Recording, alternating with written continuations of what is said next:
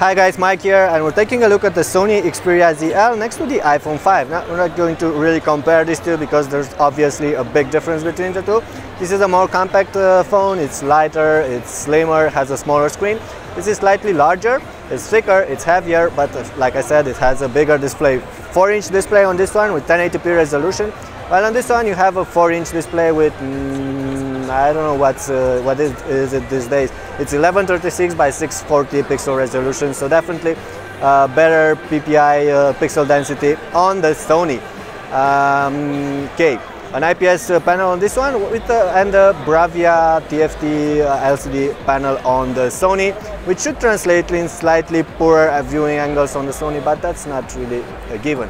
Now, having a look on the sides, you can see on the back actually, you can see that this one is made from metal, it's aluminum, while this one is plastic, texture plastic, but both are sitting pretty well in hand. Of course, on this one you're not really going to be able to cover the screen with your thumb because it's a big screen, while on the iPhone you can. Now, having a look on the sides, you have volume rockers on both of them. You have this mute or screen lock button on the iPhone, while on this one you have a power button, a dedicated power button, and a dedicated shutter button. On top you have the power button on the iPhone and the headset jack on the Xperia. On the bottom you have the speakers on the iPhone and the lightning connector, and there's nothing on the Xperia. And on this other side there's just the nano SIM adapter on the iPhone and the micro USB slot on the Xperia. Okay, besides this, the Xperia has this latch that will give you access to a micro SD slot and a micro SIM. In both cases the battery are encased, so not easily accessible or removable.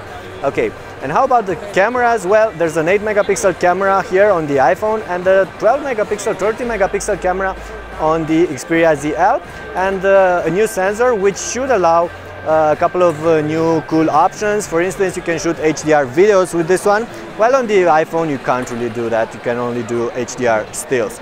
Okay, that is all for now. In terms of hardware, there are of course differences between the two. This is a quad-core processor, this is only a dual-core processor.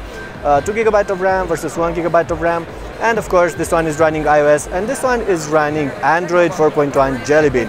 Okay, more details about this will be available in a later comparison, more detailed comparison. This is just a quick comparison from here at the launch event of the Sony Xperia ZL. Thanks for watching.